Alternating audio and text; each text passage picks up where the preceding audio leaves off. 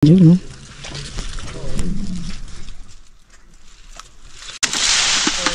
Yun.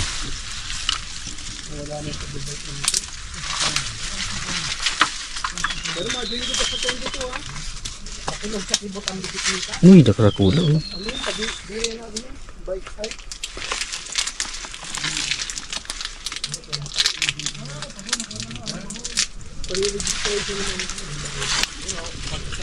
Yun, no?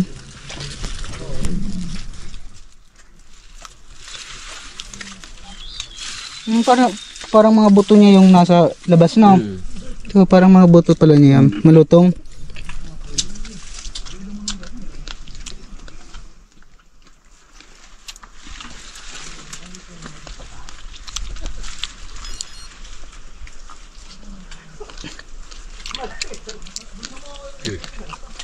Sige. Yung lasa niya parang may hawig sa bayabas na mapait-pait pa, no? Yung bayabas na hindi pa gaanong hinog, yun yung lasa niya. Siguro dahil sa buto, yun yung medyo mapait.